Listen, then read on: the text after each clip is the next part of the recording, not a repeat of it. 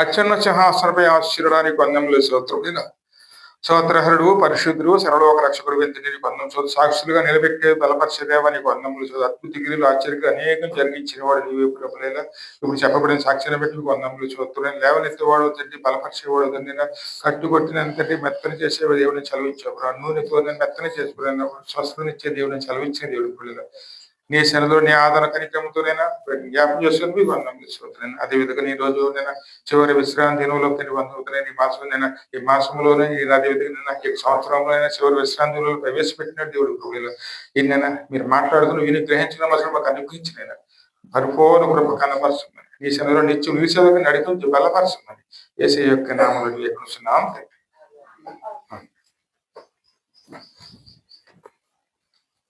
చిన్న వాక్యం జ్ఞాపం చేసుకుని పరమగీతాల్లో మన వాక్యం జ్ఞాపం చేసుకున్నాం. 2వ అధ్యాయంలో 13 నుంచి 13-14 వచనాలు జ్ఞాపం చేసుకుందాం. అంజూరపు కాయలు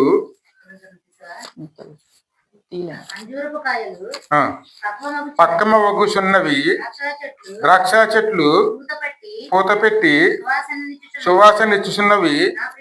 నా ప్రియురాల సుందరవతి లెమ్ము రమ్ము, బండ చందుల్లో ఎగురు నా పావురమా, పేట బీటులనాశ్రయించు నా పావురమా, నీ స్వరము మధురము, నీ ముఖము మనోహరము, నీ ముఖము నాకు కనబడనిమ్ము, నీ స్వరము నాకు వినబడనిమ్ము. హల్లెలూయా. మరి ఈ మాట ఎవరు మాట్లాడుతున్నారు? ఈ మాట ఎవరు అంటే అమ్మా, ఈ మాట ఎవరు మాట్లాడుతున్నారు అంటే క్రీస్తునే ప్రభు అండి. ఈ మాట ఎవరితో మాట్లాడుతున్నారు? ఇక్కడ సంఘముతో. సంఘము అంటే సంఘము అంటే మన అందరూ కూడా అందరూ కూడితేనే సంఘం అండి. మరి సంఘాన్ని ప్రభు ఎలా చూస్తున్నారు? మొట్టమొదటి చూడండి, సుందరవతి అంటే దేవునికి ఎప్పుడు కూడాను తన నామములో నిలిచి ఉన్నవారంటే చాలా ఇష్టపడతారండి, ఎంతగానో ఆనందిస్తూ ఉంటారు. అక్కడ నిలిచి ఉన్న వారితోనే దేవుడు మాట్లాడుతున్నారు. ఏమని మాట? సుందరవతి అని పిలుస్తున్నారు. లెమ్ము రమ్ము, బండ సందులో ఎగురు నా పావురం. బండ అంటే ఎప్పుడు స్థిరమైనది అని అర్థం అండి. ఎందుకంటే మనం నమ్ముకున్న దేవుడు ఎప్పుడు స్థిరంగా నిలిచి ఉండేవారండి. అంటే క్రీస్తుని కూడా బండ అని పిలుస్తారండి. అంటే బండ అంటే స్థిరమైన వారు అని అర్థం అండి. ఆయన సందులు అంటే గాయములలో అంటే కలవర సిలువు చాటున మనం మరుగు చేయబడిన వారు కింద ప్రభు నామంలో మనం నిలిచి ఉన్నవారు దేవుడు ఎంతగా ఇష్టపడతారంటే అన్న లెమ్ము రమ్ము అని పిలుస్తున్నారండి. బండ సందులో ఎగురు నా పౌరమా, పేట బీటలను ఆశ్రయించు నా పౌరమా, నీ స్వరము మధురము, నీ ముఖము మనోహరము. నీ స్వరము మధురము. మనం పాడే పాటలు కానీ, ఆరాధన కానీ, మన వాక్య జ్ఞానం కానీ, ప్రార్థన కానీ అక్కడ ప్రభు ఒక చెవులకి ఎలా వినపడుతుంది? మధురము, నీ ముఖము మనోహరం. ఎందుకంటే ఇష్టమైన వాళ్ళు కన్నా మాట్లాడితే ఆ మాటలు మనకి ఎలా వినపడతాయండి? ఇంపుగా ఇనసొంపుగా వినపడతాయండి. సంఘము పాడే పాటలు దేవునికి ఎంతో ఇష్టకరంగా ఉంటాయండి.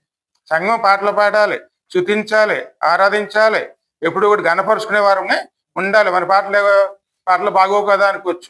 వచ్చిరాని పాటలు పాడుకున్నప్పుడు చిన్నప్పుడు చూడండి, వచ్చిరాని పాటలు పాడితే పిల్లలు కనుక పాడితే అది తల్లిదండ్రులకి ఎలా ఉంటుందండి?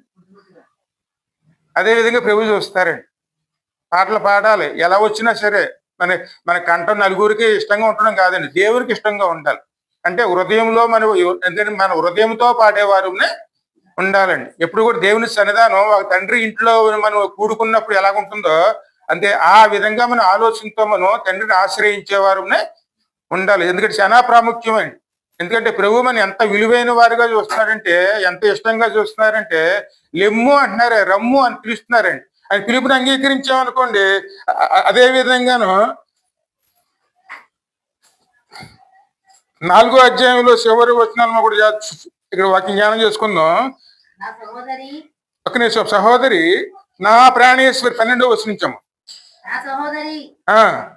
నా ప్రాణేశ్వరి మూయబడిన ఉద్యానవనము మూతవేయబడిన జలకూపము నీ చిగురు దాని వనము వింతైన శ్రేష్ఠ ఫల వృక్షములు కర్పూర వృక్షములు ఆ జగనాంశియు కుంకుమనియు నిమ్మగడ్డయు లవంగబట్టియు విధమైన పరిమళ తైల వృక్షములు ఆ గోపరసమును అగర వృక్షములు నానాది శ్రేష్ఠ పరిమళ ద్రవ్యములు ఆ నా సహోదరి నా ప్రాణేశ్వరి జలాశయం నీవు ఉద్యాన జలాశయము ప్రవాహ జలకూపము లెబనోన్ పర్వత ప్రవాహము ఉత్తర వాయువు ఏతించుము దక్షిణ వాయువు వేంచేయము నా ఉద్యానము మీద విసురుడి దాని పరిమళములను వ్యాపింపజేయుడి నా ప్రియుడు తన ఉద్యానమునకు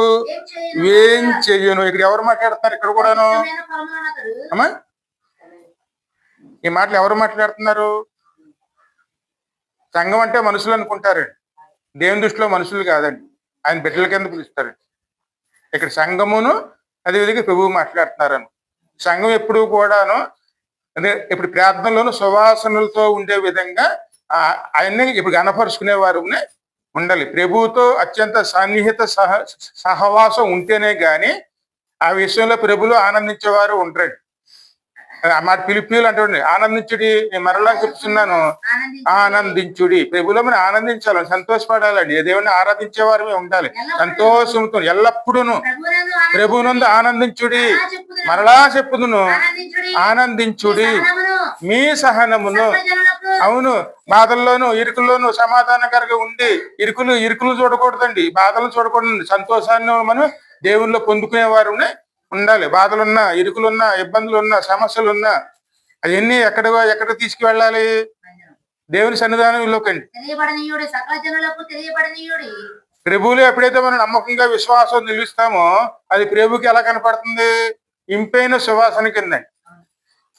సంఘం ఎప్పుడు కూడా సువాసన వెలజల్లాలండి. అంటే ప్రార్థనలోనే ఎప్పుడు కూడా ప్రార్థించే సంఘంగా ఉండాలండి, వెలుగునిచ్చే సంఘంగా ఉండాలి.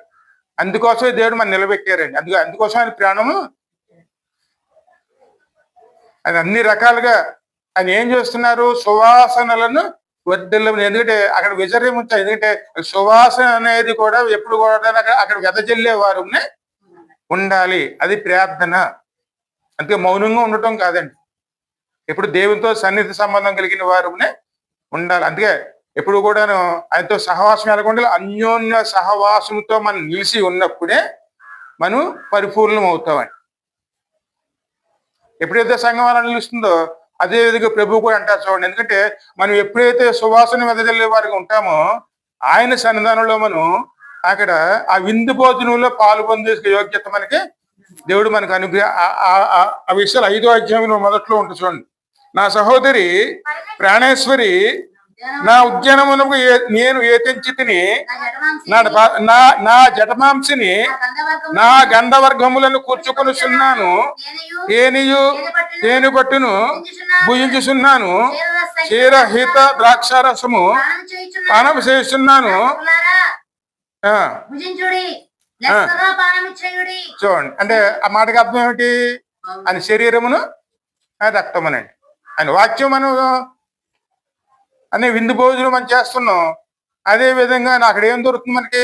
ఆ రక్తమును ఆయన ఒక శరీరం అండి. ఎందుకంటే విందు భోజనాలు ఏముంటదండి? మాంసము అదే అదే ద్రాక్షారసం. ఆ రోజుల్లో విందు భోజనం అంటే మాంసంతో కూడినటువంటి ద్రాక్షారసం అని. అది విలువైనటువంటి విందు భోజనం అని. ప్రభు అలాగనే సంఘములో మనం ప్రభు ద్వారా మనం ఆనందిస్తాం. అదే విధంగా మన ద్వారా ప్రభు ఆనందిస్తారు. ఇద్దరు కలుసుకునే చోటే సంఘంలో ఈ క్రియ జరగలేదు అనుకోండి, అక్కడ ఏమాత్రం విలువ ఉండదండి. ఏదో వచ్చాము వెళ్ళు అంతవరకే ఉంటుంది. కానీ సంఘంలో ఎప్పుడూ కూడాను మనం చూసి ప్రభు సంతోషించాలి, ప్రభువును చూసి మనం సంతోషించేవారు ఉండాలి. అప్పుడు కార్యాలు జరుగుతాయి. అడుగుడి ఇవ్వబడును, తట్టుడి తీయబడును, వెతకండి దొరుకును, నేను ఎప్పుడు సన్నిధానికి వెళ్తున్నా అనే ఆలోచనతో మనం గడిపేవారు ఉండాలండి. అలా ఉన్నప్పుడే ఆ సంఘం చేతిలో తాళం చేతులు ఉంటాయి. ఆ తాళం చేతులు వేస్తే అది ఎవరు తీయలేరండి. ఆ యొక్క సంఘం తీసింది అనుకోండి, ఎవరో తాళం వేయలేరండి. ఎవరు వేయగలరు? అది కేవలం సంఘానికి ఇచ్చారండి. ఎందుకంటే పరలోకం వెళ్ళాలన్నా సంఘం తాళం తీయాలి. అదే పరలోకం ఒక ముయ్యి పడాలన్నా అది తాళం వెయ్యాలి. అటువంటి యోగ్యత ఎవరికి ఇచ్చారు? కేవలం సంఘానికి మాత్రమే. ఆ మాటలు పేతురుతో అంటారు చూడండి.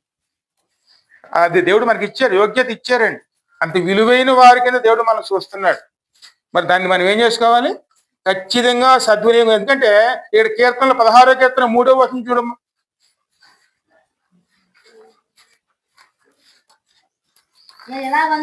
నేను ఇలాగందును భూమి మీద ఉన్న భక్తులే శ్రేష్ఠులు, వారు నాకు కేవలము ఇష్టులు. హల్లెలూయా. ఈ మాట ఎవరు చెప్తున్నారు? ఈ మాట కూడా ప్రభువేనండి. ఆయన దృష్టిలో మనం ఎలా ఉన్నామంటండి అమ్మా? నేను ఇలాగందును భూమి మీద ఉన్న భక్తులే శ్రేష్ఠులు, వారు నాకు కేవలము ఇష్టులు. అంటే దేవుడు ఎంతగా ఇష్టపడుతున్నారు?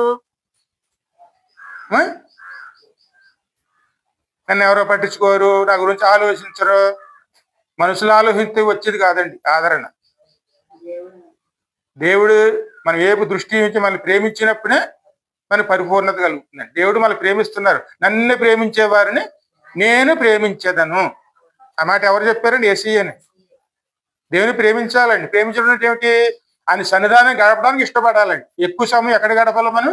దేవుని సన్నిధి. సన్నిధి అంటే మన హృదయంలోనూ ఉంటుంది, మందిరంలోనూ ఉంటుందండి. ఎక్కువ కాలం గడిపేవారునే. ఎందుకంటే కేవలం మనం దేవునికి ఇష్టలుగా ఉన్నామండి. ఇష్టలుగా ఉన్నాం కాబట్టి ఎక్కడెక్కడో ఉన్న వారిని ఒక చోటకైనా ఆయనే సమకూర్చారు కాబట్టి ఆయన సన్నిధానంలో మనం నిలిచి ఉన్నాము. మరి అందరికి వచ్చిన చిన్న 2 చరణాలు ఉంటుంది చూడండి. ఆనందం మహానందం ఉంటుంది చూడండి. 52వ పాట. మహానందం నా ప్రియుని స్వరం మధురం, ముఖము మనోహర ప్రియుని ముఖము మనోహర. ఆనందం మహానందం నా ప్రియుని స్వరం మధురం, ముఖము మనోహర ప్రియుని ముఖము మనోహరం. నశించిన పాపిని నాకు శాశ్వతమైన కృపజూపి, నశించిన పాపిని నాకు శాశ్వతమైన కృపజూపి, నా యేసునిగా రక్షించెనుగా, నా యేసునిగా రక్షించెనుగా, నా ప్రభువును సేవితునుగా, నా ప్రభువును సేవితునుగా. ఆనందం మహానందం నా ప్రియుని స్వరం మధురం, ముఖము మనోహర ప్రియుని ముఖము మనోహర. వేడుకతో విందుసాలకును తోడుకు వెళ్ళెను నా ప్రియుడు, వేడుకతో విందుసాలకును తోడుకు వెళ్ళెను నా ప్రియుడు. కోరిన ఫలములు తినిపించును, కోరిన ఫలములు తినిపించును, కూరిమితో నా ప్రియ ప్రభువు, కూరిమితో నా ప్రియ ప్రభువు. ఆనందం మహానందం నా ప్రియుని స్వరం మధురం, ముఖము మనోహర ప్రియుని ముఖము మనోహరం ఆనంద భరితానై నేను అతని నీడనకు చుందును ఆనంద భరితానై నేను అతని నీడనకు చుందును వాడబారను ఏనాటికిని వాడబారను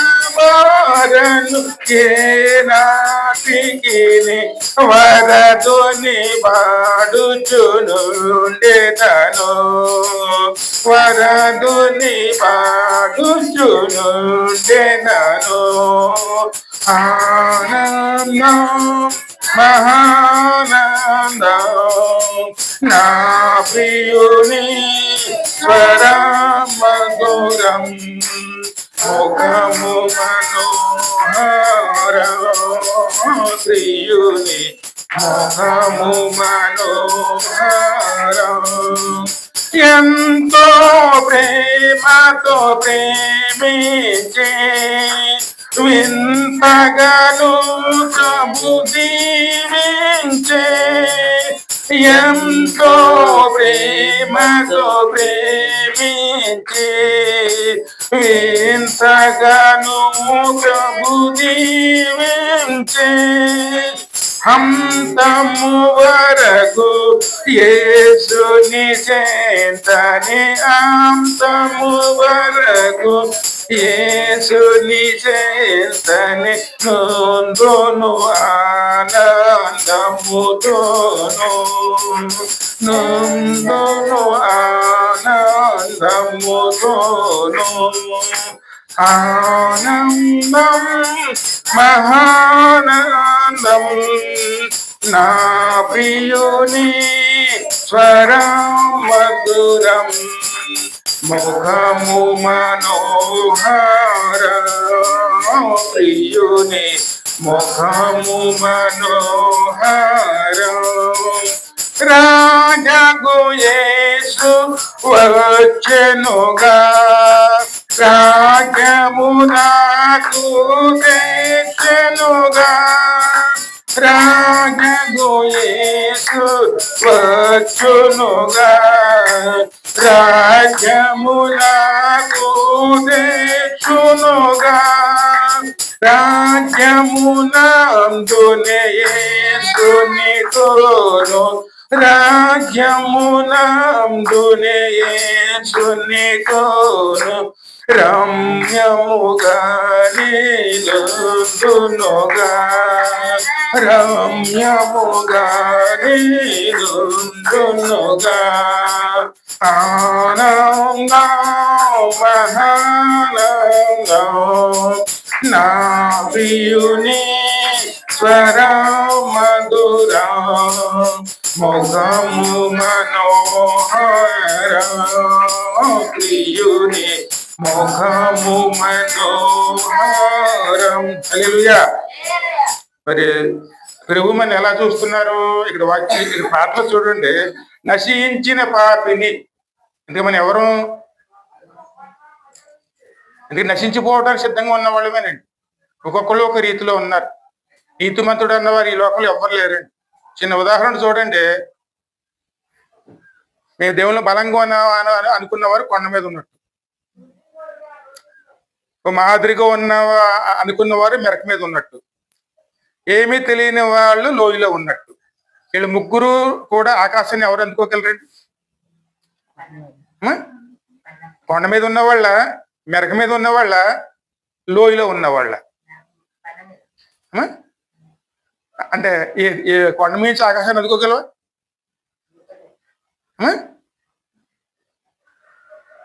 ఒకసారి ఆలోచించి మన పరిస్థితి ఇక్కడ స్పష్టంగా కనపడుతుంది. చూడండి, కొండ మీద ఉన్నవాడు అందుకుంటాడా? మెరక మీద ఉన్నవాడు అందుకుంటాడా? లోయలో ఉన్నవాడు అందుకుంటాడా? అందుకే మనకు కావాలి, ఆయన కావాలి. ఆయన తీసుకెళ్తేనే పరలోకం అండి. లేకపోతే మన నీతి కానీ, మన బలం కానీ, మన ప్రభావం కానీ ఏది పని చేయ అందుకే ఆయన అంటున్నారు, నశించుసిన పాపిని ఆయన వెదికి నాకు శాశ్వతమైన కృప చూపి. అంటే కృప అంటే తాత్కాలికం కాదండి, శాశ్వతమైంది. శాశ్వతమైంది ఎక్కడికి? పరలోక రాజ్యం అండి. అది నశింపు ఉండదు, ఏడుపు ఉండదు, విసారం ఉండదు, బలహీనతలు ఉండవండి. ఆ చోటులోకి మనం నడిపించడానికే ప్రభు తానే ఇక్కడికి వచ్చి మనం రక్షించడానికే ఆయన మనకు వచ్చారండి. అంతేకాదండి, ఇంక చూడండి, వేడుకతో విందు సాలకను తోడుకు వెళ్ళెను నా ప్రియుడు. హల్లెలూయా. వేడుకతో విందు సాలకను తోడుకు వెళ్ళెను నా ప్రియుడు. హల్లెలూయా. ఎందుకంటే అంత ప్రాముఖ్యత మనకు దేవుడు ఇస్తున్నాడు కాబట్టి, భూమి మీద ఉన్న భక్తులే నాకు ఇష్టులు, వారే నాకు కేవలం శ్రేష్ఠులు, వారే నాకు ఇష్టులు. దేవుడు అంతగా మన విలువలో మనం చూస్తున్నప్పుడు మరి దేవుని సన్నిధిని మనం ఎలా ఏ రీతిగా ఉపయోగించుకుంటున్నాం? సంతోషం సమాధానం దేవుళ్ళు ఎదుర్కొంటున్నామా లేదా లోకంలో ఎదుర్కొంటున్నామా? లోకంలో సమాధానం ఎప్పుడూ ఉండదండి. మీ కడుపును పుట్టిన 2-3 పిల్లలు ఉన్నారు అనుకోండి, ముగ్గురు మిమ్మల్ని సమానంగా చూడరు. ఖచ్చితంగా వాళ్ళు ఎవరో ఒకళ్ళు మనకు దూరంగానే ఉంటారు. కడుపును పుట్టిన పిల్లలే అలాగ ఉన్నప్పుడు లోకం ఎలా చూస్తుంది మనల్ని?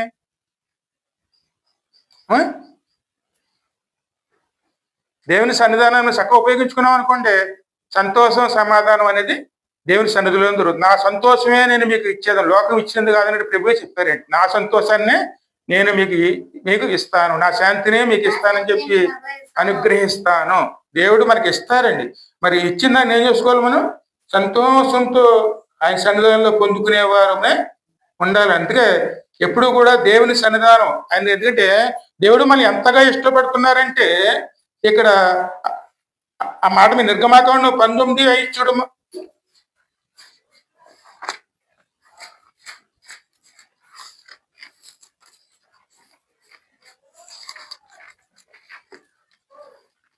కాగా మీరు నా మాట శ్రద్ధగా ఏంటే పర్లేదు. కాగా మీరు నా మాట శ్రద్ధగా విని నా నిబంధన అనుసరించి నడిచిన ఎడల మీరు సమస్త దేశ జనులలో నాకు స్వకీయ సాంపాద్యమగుదురు. సమస్త భూమియు నాదే కదా. మీరు నాకు యాజక రూపమైన రాజ్యముగాను పరిశుద్ధమైన జనముగాను ఉందురని చెప్పుము. నీవు ఇక్కడ ప్రభు ఏం చెప్తున్నారు? మీరు నా మాట శ్రద్ధగా విని, అంటే దేవుని మాటలు శ్రద్ధగా విని నా నిబంధన అనుసరించి నడిచి. దేవుని యొక్క నిబంధన అంటే ఆయనతో సహవాసం అండి. ఆయన సహవాసంలో పరిపూర్ణంగా ఉంటామని ఒక నిబంధనలో నిలిచి నడిచిన ఎడల మీరు సమస్త దేశ జనులలో, అంటే ఈ లోకంలో అందరిలోనూ నాకు స్వకీయ సాంపాద్యమగుదురు. అంటే ఆయన కుటుంబంగా మారుతామండి. సమస్త భూమి ఆయన ఆస్తిగా, ఆయన బిడ్డలుగా మనం అప్పుడు మారుతామండి. అప్పుడు ఆయన అంటున్నారు మాట, ఈ సకల సృష్టిలో ఉన్నటువంటి సమస్తం నాదే కదా. మీరు నాకు యాజక రూపం అంటే ఏమిటి? ఆరాధించేవారుగా, రాజ్యముగాను, ఒక రాజ్యముగాను, పరిశుద్ధమైన రాజ్యం అంటే ఏమిటి? పరలోక రాజ్యముగాను, పరిశుద్ధమైన జనముగాను ఉందరని చెప్పుము. నీవు ఇజ్రాయేలులతో పలుకోవలసిన మాటలు ఇవే అని చెప్పగా, మోషే వచ్చి ప్రజలు పెద్దలను పిలిపి. ఇది దేవుని యొక్క చిత్తం అండి. అంటే దేవుడు మనలో చూస్తున్న విధానం అండి. అంటే దేవుడు ఈ యొక్క ధన్యత ఎవరికి ఇచ్చారు? కేవలం మనకేనండి. ఆయన మాట విన్నామనుకోండి, పరిశుద్ధ జనంగా మారుస్తారు, యాజక సమూహంగా మారుస్తారు. యాజకులు అంటే దేవుని ఆరాధించేవారని అర్థం అండి. అందుకే హృదయమైన దేవాలయంలో యాజకులు ఎవరు? కేవలం మనమేనండి. దేవుని సన్నిధి ఉపయోగించుకోవాలండి. సంతోషం ఎక్కడ దొరుకుతుంది మనకి? దేవుని సన్నిధానంలోనండి. కష్టాలు ఉంటాయి, ఇరుకులు ఉంటాయి, ఇబ్బందులు ఉంటాయి, కానీ వాటిలో మనం సంతోషాన్ని దేవుల్లోనే వెతుక్కోగలుగుతాం. అంటే నా శాంతిని, నా సమాధానాన్ని నేను మీకు అనుగ్రహిస్తున్నాను. ఈ రెండు దొరికే చోటే దేవుని సన్నిధానం అండి. అందుకే బండ సందుల్లోనూ ఉన్న నా పావురం ఎప్పుడు భద్రంగా ఎక్కడ ఉంటుంది? ఎప్పుడు కొండ బండ సందుల్లోనండి, కింద కాదండి. పావురం ఉన్న చోట చూడండి, ఒక క్షణం మీరు గమనిస్తే పావురం ఎప్పుడూ కూడా శుభ్రంగా ఉంటుంది. ఒంటి మీద చిన్న రెట్ట కూడా కనపడదు. అంటే అది నివసించే చోట శుభ్రంగా ఉంచుకుంటుంది. అలాగే సంఘం నివసించిన చోట ఎలాగుంటుంది, సంఘం ఎలాగుండాలి, ఈ లోకమురికి అంటుకోకూడదు. అందుకే బండ సందుల్లో ఉన్న నా పావుర తన భద్రతని ఎక్కడో కొండ మీద ఉన్నటువంటి సందుల్లోనూ అక్కడే పెట్టుకుంటుంది, గూడు పెట్టుకుంటుంది, కానీ కింద కాదండి, ఎక్కడ పడితే అక్కడ ఉండదు. ఇప్పుడు భద్రంగా సందుల్లోనే ఉంటుందండి. అంటే మన క్రీస్తు గాయాలలోనే ప్రభు సంఘము ఎప్పుడూ కూడాను భద్రంగా కాపుదల్లో ఉండే విధంగా ఉండాలి. అందుకే క్రీస్తు యొక్క ఆయన బండ సందులు అంటే క్రీస్తు గాయాలలోనే మన భద్రత ఉంటుందండి. అని మన పాపాల పరిహారం ఎక్కడుంది? ఆయన గాయాలేనండి. ఆయన కార్చే రక్తమే మన ఒక పాపాలకి భద్రత అండి. అంతే సంఘానికి వర్తించే విధంగా మాట్లాడుతున్నారు. బండ సందులో ఉన్న నా పావు, మీ అందరు పాడుకుంటారు చూడండి. బండ సందుల్లో ఉన్న అందులో పావురమా, ఏట బీటుల పావురమా, బండ సందులో పావురమా, పేట బీటుల పావురమా, నిన్ను వీర్యాడు సిద్ధపడుమా, నిన్ను కోరినాడు సిద్ధపడుమా, ప్రియుడు నిన్ను కోరినాడు సిద్ధపడుమా, పరుడు నిన్ను కోరినాడు సిద్ధపడుమా, బండ చందులు పావురమా, బీటుల పావురమా. ఎందుకంటే పావురు అన్న మాటకి సంఘం వస్తుంది. సంఘం ఎప్పుడు కూడా పెరగాలన్నా, ఆశీర్వాదంగా ఉండాలన్నా ఆ సంఘం ఎందులో భద్రపరచబడాలి? క్రీస్తు గాయాలలోనే తలదాచుకుంటేనే సంఘం ఎప్పుడు కూడా వృద్ధి చెందుతుంది. చాలా మంది మనం అనుకునేది ఏమిటి, ఇంటికాడ ప్రార్థన చేసుకుంటే చాలు కదా అని అనుకుంటాం మనం. ఎందుకంటే మన శుక్రవారం మనం ఏం జ్ఞాపకం చేసుకున్నాం? ఇక్కడ ఈ బలిపీఠం మీద ఏముంటుంది? క్రీస్తు రక్తం అండి. ఈ బలిపీఠం అంటే క్రీస్తు బలి యాగమైనటువంటి చోటు. ఆయన మన కోసం బలి అయ్యారు. ఆయన గాయాల్లో మనం ఎప్పుడైతే భద్రంగా మనల్ని కాపాడుకుంటామో అప్పుడు మనకి పరిశుభ్రత అనేది దేవుని ద్వారా పొందుకుంటామండి. దేవుని బిడ్డలుగా మారుతామని. అందుకే శాంతి, సమాధానం, కాపుదల, ఆదరణ ఎక్కడ దొరుకుతుంది మనకి? దేవుని సన్నిధానమే. దాన్ని సద్వినియోగం చేసుకున్నప్పుడే సంఘాభివృద్ధి, కుటుంబాభివృద్ధి అప్పుడు జరుగుతాయి. కుటుంబాలు బాగోవాలన్నా, సంఘాభివృద్ధి జరగాలన్నా, మరి ఈ లోకంలో ఒక స్థాయిలో నిలవాలన్నా కేవలం మనకి ఎవరి తోడు ఉండాలి? ఈ లోకం కాదండి. లోకంలో ఎవరు కూడా సహాయం చేయరండి. ఎదిగినప్పుడు వెనక లాగుతానే చూస్తారు లోకం ఎప్పుడు. ఆ రోజుల కష్టాల్లో చూడండి, ఇస్సాకు వేరే దేశానికి వెళ్తానికి ప్రయత్నం చేశాడు. ఆ రకంగా వెళతానికి ప్రయత్నం చేసినప్పుడు దేవుడు కళలో కనపడి చెప్పాడు, మరి నువ్వు ఎక్కడికి వెళ్ళొద్దు, ఇక్కడే ఉండు, నేను సహాయం చేస్తానంటే అక్కడే ఉన్నాడు. కష్టాల్లోనే ఉన్నాడు, బాధల్లోనే ఉన్నాడు, ఇబ్బందుల్లోనే ఉన్నాడు అని విత్తనం వేశాడు.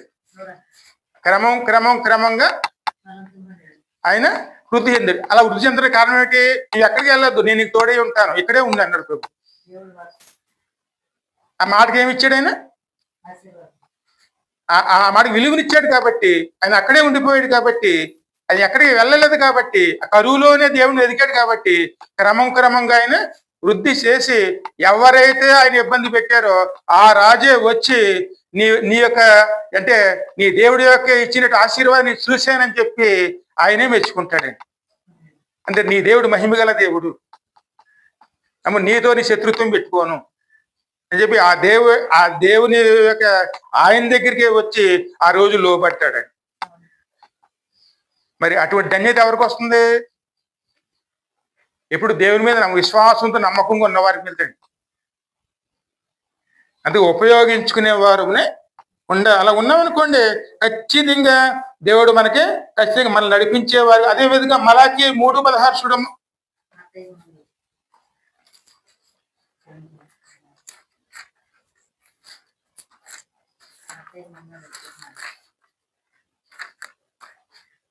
మత్తయికి ముందు జకర్యా కదా. మలాకి 3. 3:16-17. అప్పుడు యెహోవా యందు భయభక్తులు గలవారు ఆ, ఒకరితో ఒకరు మాట్లాడుకొనుచుండగా యెహోవా చెవియొగ్గి ఆలకించును మరియు యెహోవా యందు భయభక్తులు కలిగి ఆయన నామమును స్మరించుచు ఉండు వారికి జ్ఞాపకార్థముగా ఒక గ్రంథము ఆయన సముఖమునందు రాయబడెను. హల్లెలూయా. మమ్మల్ని ఎవరు పట్టించుకుంటారో అని మనం అనుకుంటామండి. ఇక ప్రభు ఏం చెప్తున్నారు అమ్మా? ఈ యొక్క ధన్యత ఎవరికి వచ్చింది? ఆయన యెహోవా యందు భయభక్తులు కలిగి, అదే జీవ గ్రంథం అండి. ఆయన నామమును స్మరించు ఉండు వారికి. కష్టాల్లోనూ నష్టాల్లోనూ ఇబ్బందుల్లోనూ సమస్యల్లోనూ ఏ నాడు కూడా ప్రభుని మనం మర్చిపోకుండా నమ్మకంగా విశ్వాసంతో ప్రభు వైపు ఎప్పుడైతే చూస్తామో వారు దేవునికి ఇష్టలుగా మారతారు. ఇష్టలుగా మారినప్పుడు వారు ఏం మాట్లాడుకుంటున్నారో ఆయన శ్రద్ధగా ఆయన ఈ భూమి మీదకి చెవియొగ్గి ఆలకిస్తారు. అప్పుడు ఆలకించినప్పుడు వారి పేర్లు ఎక్కడ ఉంటాయి? జీవ గ్రంథంలోనే. అవి కూడా మరవబడవండి. వారి ఎత్తబడి సంఘంలో ఉంటారు. ఇంకా ముంచదు. నేను నియమింపబోవు దినము రాగా వారు నా వారై స్వకీయ సంపాద్యమై ఇందురు. హల్లెలూయా. ఇది ఇప్పుడు మర్చిపోకండి. రేపు తీర్పు రోజు వస్తుంది. తీర్పులో నిలవడానికి వెళ్తారా? దేవుని బిడ్డలుగా ఆయన పక్కన నుంచోడానికి వెళ్తారా? అమ్మా, ఈ లోకంలో అందరితో పాటు మనం తీర్పులోకి వెళ్దామా? లేకపోతే తీర్పు తీర్చేవాడు పక్షమున ఆయన జనముగా ఆయన పక్కన నుంచిన వారికి వెళ్ళాలి. ఆయన జనముగా పక్కన నుంచిన వారికి వెళ్ళాలి. అమ్మా,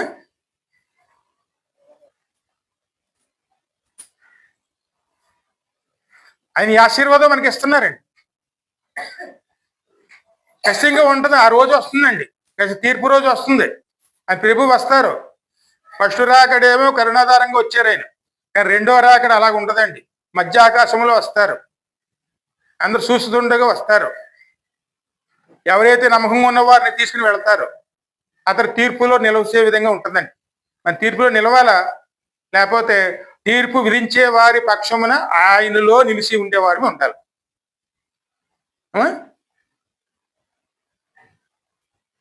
అక్కడ వాదనలు ఉండవండి. ఎందుకంటే మనం చేసినంత టీవీ మీద కనబడినట్టు కనపడుతుంది. చిన్నప్పటి నుంచి ఈ లోకంలో జీవించినంత కాలం కూడా ప్రతి సంఘటన, ప్రతి మాట, ప్రతి క్రియ, ప్రతి ఆలోచన అన్ని మన కళ్ళ ముందే కనపడతాయి. లేదంటానికి ఉండదు అక్కడ. ఎందుకంటే మనం మాట్లాడి కనపడుతుంది. మనకే కనపడుతుంది. మన ఆలోచన కనుక కనపడుతుంది. మనం చేసే క్రియలు కనపడతాయి. ఇది నేను కాదు అంటానికి లేదండి. ఎందుకంటే మనమే చూస్తున్నాం. ఆ స్థితిలోకి వెళ్ళాలా? ఎందుకంటే అక్కడ అగ్ని ఆరదు, పురుగు సావదండి. వెళ్తే నరకం, లేకపోతే ఆయన సన్నిధిలో ఆయన ఇంటికండి. ఆయన జనంగా ఆయన ఇంట్లోకి వెళ్తామా? ఆయన కాదని ఆయనకు వ్యతిరేకంగా మారి అక్కడ ఆయన వెయ్యిపోయి శిక్షలోకి వెళ్ళాలి.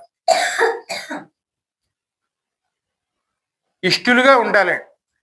ఎప్పుడు కూడా దేవునికి ఇష్టలుగా ఉన్నాం అనుకోండి, భూమి మీద ఆశీర్వాదాలు కాదండి, పరలోక ఆశీర్వాదాలు కూడా మనకి దేవుడు అనుగ్రహించడానికే అది సిద్ధపడి. ఏమో ఈ రోజులన్నీ కూడా మనం ఏదో రకంగా గడిపేసాం. అందుకే చివరి రోజుల్లో మాట్లాడతాను. ఈ సంవత్సరం చివరి రోజుల్లో గతించిన కాలం అంతా ఎలాగ అయిపోయింది.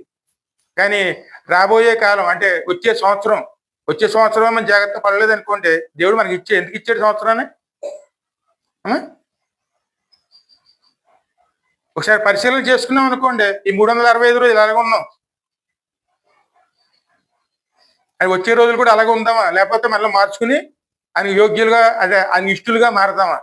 ఇష్టలుగా మారేమనుకోండి, దేవుడు ఇచ్చిన ప్రతి ఆశీర్వాదం కూడాను మన సొంతం అవుతుంది. ఈ భూమి మీద అంత సకలము కూడా నాదే కదని ప్రభువే చెప్తున్నారండి. అందుకే మనం ఎప్పుడు కూడా దేవునికి ఇష్టలుగా మారాలండి. ఇష్టలుగా మారామనుకోండి, చెవియోగ్య మన మాటలు కూడా ఆయన ఆలకిస్తారండి. ఎందుకంటే మీ పిల్లలు మాట్లాడే మాటలు చూడండి, మీరు అప్పుడు చెప్పుకుంటూ ఉంటారు చూడండి. అది చిన్నప్పుడు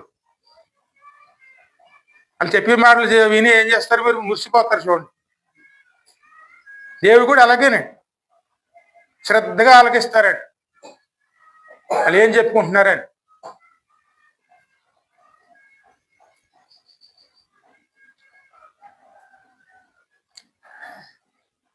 ఇంకా ముందు చదువు, 18వ వచనం కూడా చదువు. తండ్రి తను సేవించి కుమారుని కనికరించినట్టు నేను వారిని కనికరింతునని సైన్యములకు అధిపతి యెహోవా సెలవిచ్చున్నాడు. క్షణం చూడండి, ఈ మాట చూడండి. నా స్వకీయ సంపదమై ఉందరు తండ్రి తన్ను సేవించి ఒక తండ్రి తన్ను ప్రేమించిన కుమారుని కనికరించినట్లు నేను వారిని కనికరింతునని. ఒక తండ్రి మనసు ఎవరికి ఉంది ఇక్కడ? కేవలం దేవునికేనండి.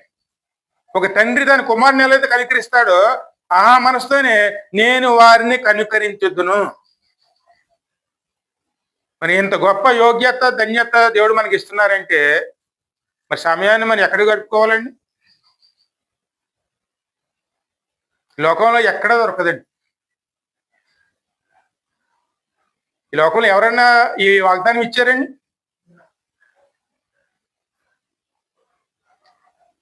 ఇంకా మనం వాళ్ళు ఉండిపోయానుకోండి, కింద వస్తుంది చదువు.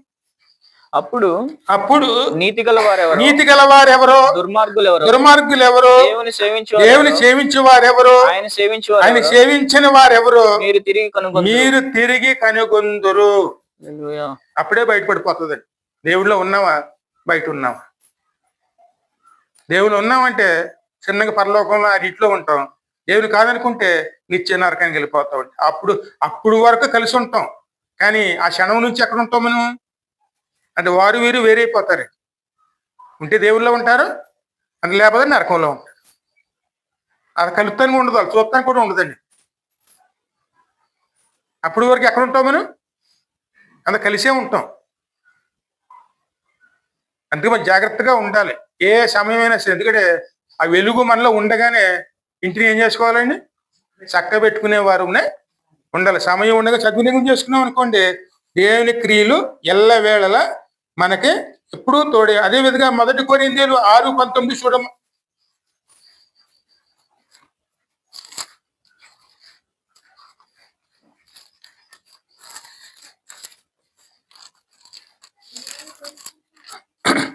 మీ దేహము దేవుని వలన మీకు అనుగ్రహించబడి మీలో నన్ను పరిశుద్ధాత్మకు ఆలయమే ఉన్నదని మీరు ఎరుగరా?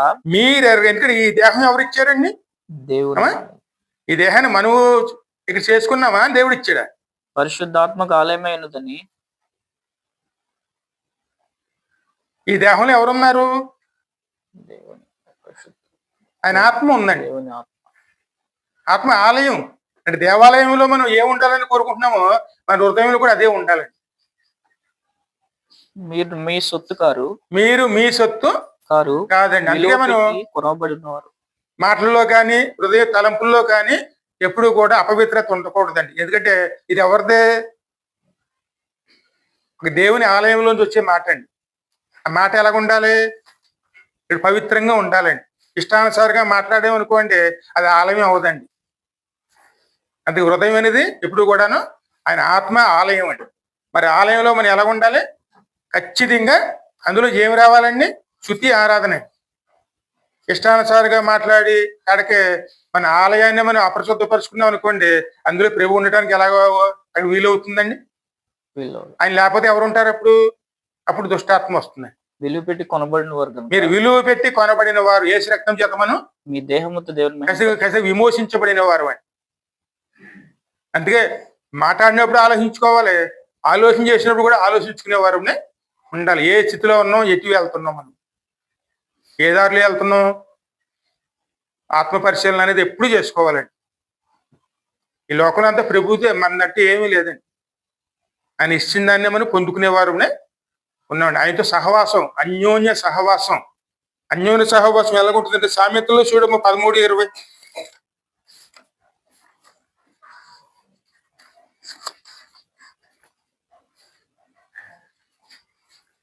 జ్ఞానుల సహవాసము చేయువాడు జ్ఞానం గలవాడగును. మూర్ఖుల సహవాసం చేయువాడు చెడిపోవును. కీడు పాపులు. కీడు వారిని పాపులను తరుమును పాపులను తరుమును కీడు పాపులను తరుమును. తరుమును అంటే మరి ఎవరు సహవాసం చేయాలి? జ్ఞానుల సహవాసం. జ్ఞానులు అంటే జ్ఞాని అంటే క్రీస్తు అండి.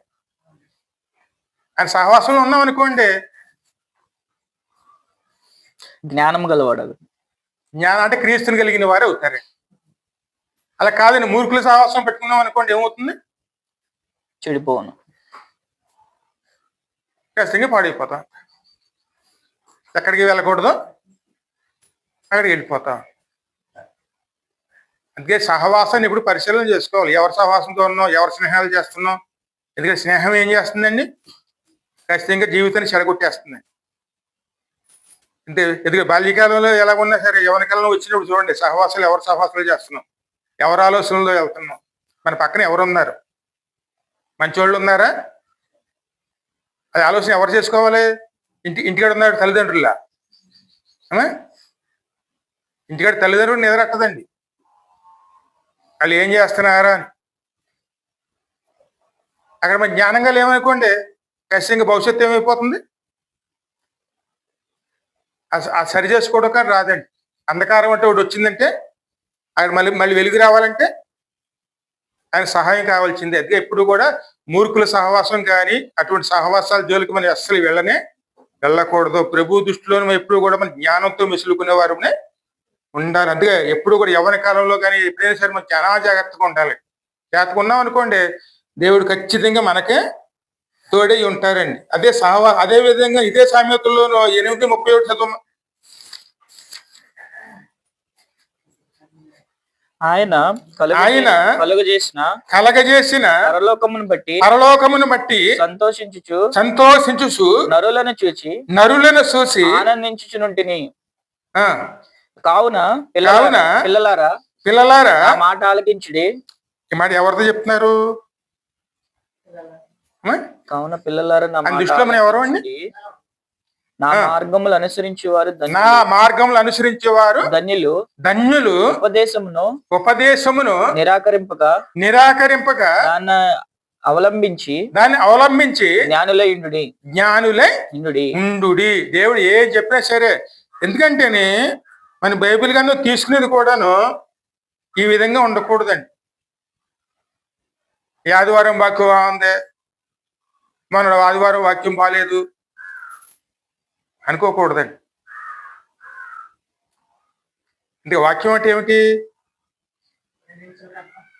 దేవుని చిత్తం అండి. అంటే మన ఎడల దేవుని గురించి చిత్తం. అంటే ఈ వారం దేవుని చిత్తం బాగున్నది, కానీ పోయిన వారం దేవుని చిత్తం ఎందుకు బాగాలేదు మనకి? దేవుడికి దేవుడిగా ఉన్నాం కాబట్టి, అంటే మొడుతున్నాడు కాబట్టి, అని ఖచ్చితంగా ఖండిస్తున్నాడు కాబట్టి ఆయన మాటలు మనకు బాగోవండి. ఎప్పుడు కూడా ఎలా తీసుకోవాలి వాక్యాన్ని? అంటే పిల్లలారా చదువమ్మా. కావున పిల్లలారా నా మాట ఆలకించండి. నా మార్గములు అనుసరించేవారు ధన్యులు. ఉపదేశమును నిరాకరింపక.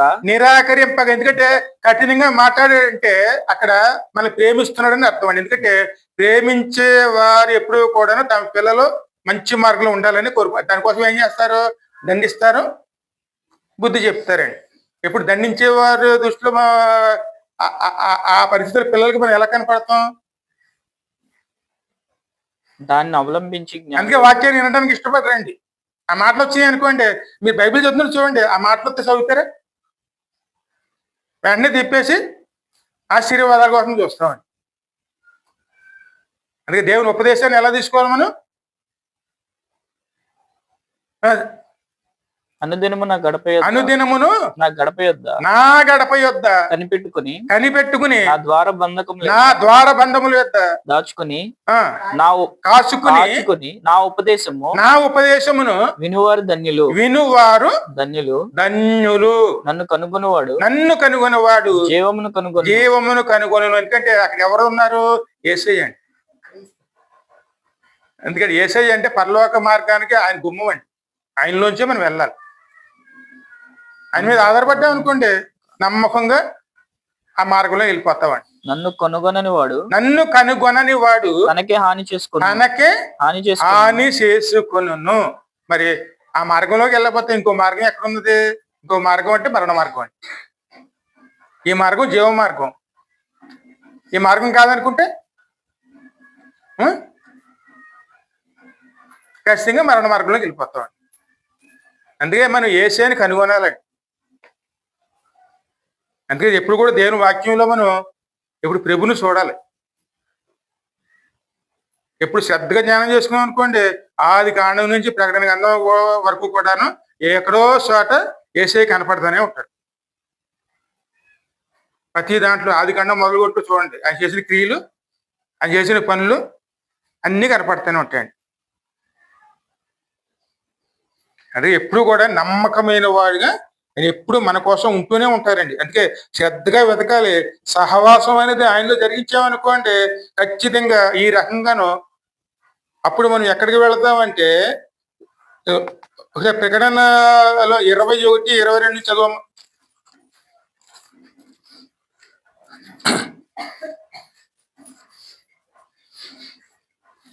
ఎన్నో అధ్యాయం? ప్రకటన 21-22. సర్వాధికారి అయిన దేవుడు సర్వాధికారి దేవుడు ప్రభువును గొర్రె పిల్లయ్యు దానికి దేవాలయమే ఉన్నారు. ఆ పట్టణములో ప్రకాశించుటకై సూర్యుడైనను చంద్రుడైనను దానికి అక్కరలేదు. దేవుని మహిమయే దానిలో ప్రకాశించుచున్నది. గొర్రె పిల్లయే దానికి దీపము. ఇప్పుడు దేవాలయం ఎవరండి?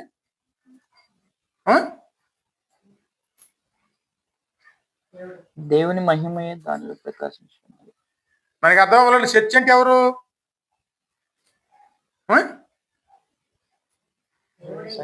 యేసయ్యేనండి. చర్చ్ అన్నా, దేవాలయం అన్నా, సన్నిధి అన్నా యేసయ్యేనండి. ఇక్కడ రాతి కట్టాలని చూస్తున్నాం. పరలోకంలో ఎవరు దేవాలయం? ఆయనే దేవాలయం అని. అది సూర్యుడు అక్కలేదు, ఆయనే వెలుగండి. అందుకే లోకానికి వెలుగునివ్వటానికే ఆ దీపం అవసరం లేదండి. అక్కడ ఆయనే వెలుగు. ఆ వెలుగు ఎక్కడ ఉండాలి? మనలో నింపడానికే ఆయన ఒక దేవాలయంగా వచ్చారండి. అందుకే సన్నిధానంలో ఎప్పుడు కూడా మనం పొందుకోవడానికి ప్రయాసపడేవారు. అందుకే అడుగుడి ఇవ్వబడును, తట్టండి తీయబడును, వెతకండి దొరుకును. ఇవన్నీ ఎందుకు చెప్తున్నారు? శ్రద్ధగా ఎదికే చోటండి ఇది. ఆయనలో నమ్మకం ఉన్నాం అనుకోండి, ఆయన ఇచ్చే ప్రతిదీ కూడా మనం ఇక్కడ మనం స్వతంత్రించుకునే వారు ఉంటాం. అందుకే ఇక్కడ 2 సాక్ష్యాలు కనపడుతుంది. లోకసువార్త 2 సాక్ష్యాలు ఉంటే చూడండి. ఒక రక్తస్రావం గల స్త్రీ, లోకంలో చాలా ధనవంతురాలు, 12 సంవత్సరాల నుంచి ఇబ్బంది పడుతుందండి. అనేక వైద్యుల దగ్గరికి వెళ్ళింది. వైద్యుల దగ్గరికి వెళితే ఆయన ఉన్నదంతా కూడా నష్టపోయింది. వైద్యుల చేత తిప్పలు పడినది అన్న మాట కూడా కనపడుతుందండి. అంటే ఇందుకే వైద్యుల చేత మనం తిప్పలు పడతామా లేదా వైద్యం పొందుకుంటామా?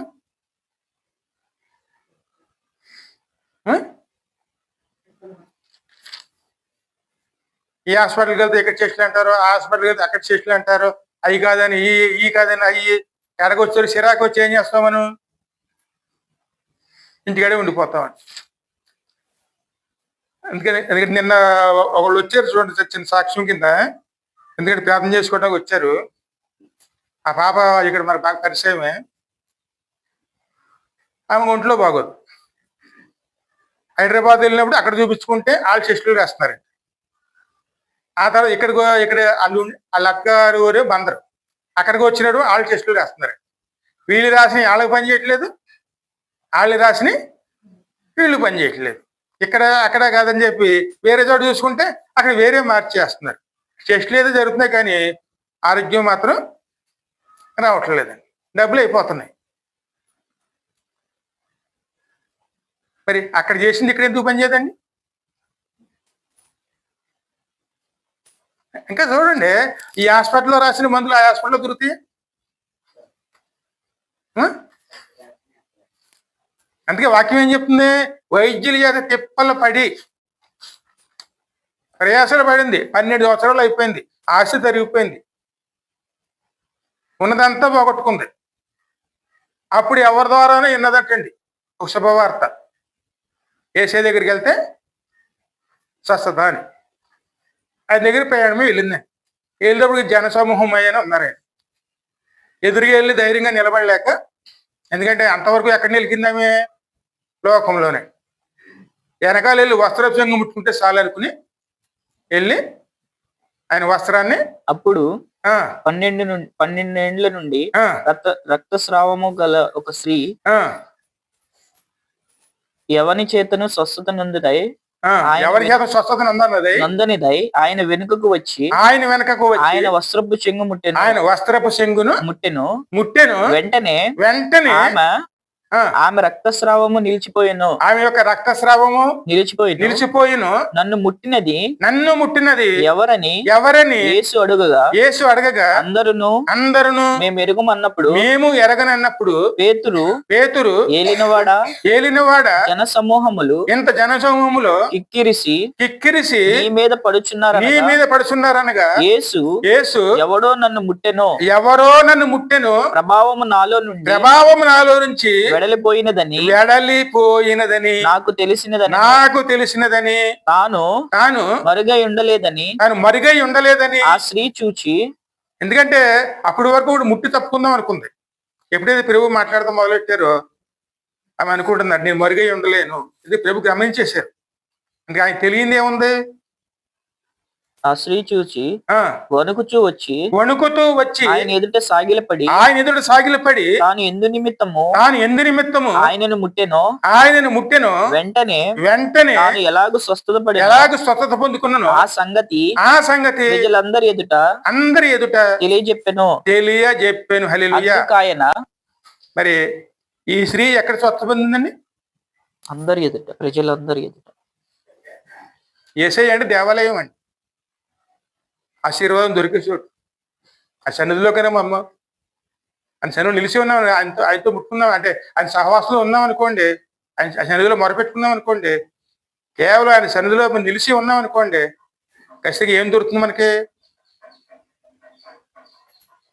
సమాధానం అండి. అంతవరకు సమాధానం ఉందా మనకి? లేదు. అందుకు ఆయన కుమారి నీ విశ్వాసం నేను స్వస్థపరిచును, సమాధానం గల దానివై ఈ అధ్యాయంలో పైన ఇంకొక ఆయన ఉంటాడు.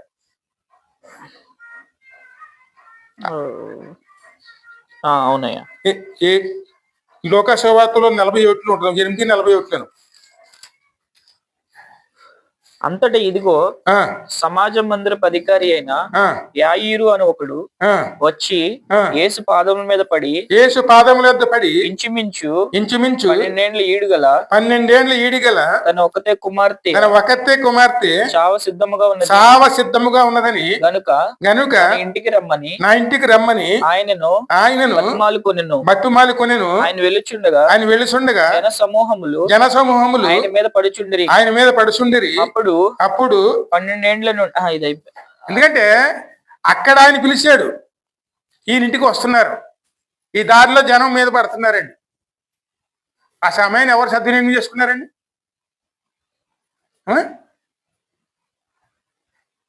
మళ్ళీ ఇక్కడ ప్రార్థన ఉందా? మమ్మల్ని ఎవరు పిలిచారండి? ఆ మాట వస్తుందా లేదమ్మా? అయ్యా పని ఉందయ్యా మీరు రాలేమయ్యా, ఒక మాట ఏం చేస్తాం?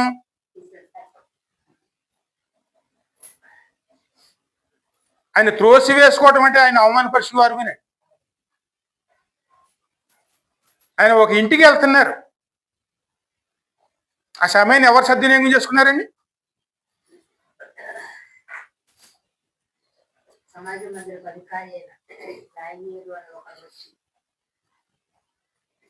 ఇదేనండి మనం, ఎందుకంటే ఎప్పుడు జ్ఞాపం చేసుకోవాల్సింది. కానీ పిలిచారా? వాళ్ళు ఎవరో వాళ్ళ ఇంటికి నేను వెళ్ళను, మనం వాళ్ళ ఇంటికి వెళ్ళాం అనుకుంటే కాదండి.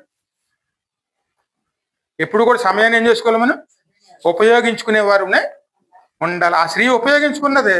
కష్టం నుంచి వెంటనే ఆమె విడుదల పొందుకుంది. ఇవన్నీ చేసేటప్పటికి లేట్ అయిపోయింది. ఆయన వెళ్ళేటప్పటికి అక్కడి ఎదురు వచ్చేవాడు ఇంకో మనిషి ఎదురు వస్తున్నాడండి. అయ్యోరు అయ్యగారిని ఎందుకు ఇబ్బంది పెడతావు, ఆమె చనిపోయింది అనేటప్పటికి కాదు చనిపోలేదని చెప్పి ఆయన వెళ్ళి వెంటనే లెగు అని చెప్పి పిలిచినప్పుడు ఆ పిల్లలు తిరిగి లెగిసి వెంటనే జీవాన్ని పొందుకున్నాయి. నమ్మకం అండి.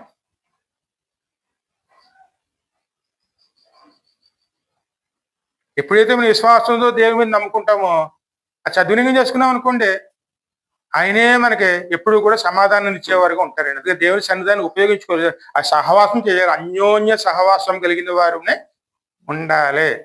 మనం ఆయనలో కనపడాలి, ఆయన మనలో ఉంటారండి. అంతే. ఇప్పుడు సంతోషం ఎక్కడ ఎదుర్కోవాలండి? ఆయనలోనేనండి. ఇరుకులు ఇబ్బందులు సమస్యలు మనం చూస్తాం, అవన్నీ మనం చూడవలసిన అవసరం లేదండి. అవన్నీ మనకి ఆటంకం కాదండి. ఇరుకులేనో ఇబ్బందులేనో సమస్యలేనో నన్ను ఆటంకపరుచునని పేతురు అదే పౌలు కూడా మాట్లాడతాడండి. ఎన్నో వస్తాయి, ఇబ్బందులు వస్తాయి. ఆ ఇబ్బందులు ముందు పెట్టుకుని దేవుని సహవాసాన్ని దూరం అయిపోయామనుకోండి, ఇంకా మన కాపుదేలు ఎక్కడ వస్తుంది? ఏనాడు రాదండి. ఎందుకంటే మనకు అనారోగ్యం ఉందని చెప్పి హాస్పిటల్కి వెళ్తాం మానేస్తామండి. ఎంత నమ్మకంతో మనం వెళ్తున్నామో అదే నమ్మకంతో ప్రభు దగ్గరికి వెతికేవారు ఉండాలి. ఇరుకులు వచ్చినా, ఇబ్బందులు సమస్యలు వచ్చినా, ఏది వచ్చినా సరే ఎలాగైనా సరే నీ ప్రభు దగ్గరికి వెళ్ళాలి, నడిపించమని దేవుడిని అడగాలండి. ప్రభు మీరు నన్ను ఎప్పుడైతే నేను అడుగుతామో దేవుడే మనం నడిపిస్తాడు. ఏ ఇబ్బందులు అయితే నడవలేకపోతున్నామో ఆ ఇబ్బందులనే ప్రభువే నడిపించే వరకు ఉంటారండి. ఆ స్త్రీ ఎక్కడ నడిచింది కనుక వేసే శనిదానికండి. చిన్న శుభార్త.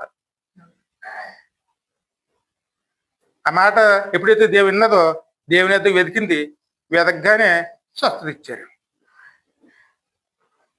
అందుకే విశ్వాసం అనేది ఎప్పుడు కూడా మనం దేవుని సన్నిధిలో పొందుకున్నప్పుడు దాన్ని సద్వినియోగం చేసుకునే వారమే ఉండాలి. విశ్వాసం పొందుకున్నాం కాబట్టి దేవుని మందిరంలో ఉన్నాం. అలాగే దేవునితో అన్యోన్య సహవాసం చేసేవారునే ఉండాలి. దేవునికి మన ఇష్టలు అండి. ఇష్టలుగా దేవుడు పిలిచాడు మనల్ని. మనం కూడా అదే విధంగా దేవునిలో సంతోషపడేవారునే ఉండాలి. చిన్నవాక్యం దేవుడు దీవించి ఆశీర్వదించును కాక. ఆమేన్.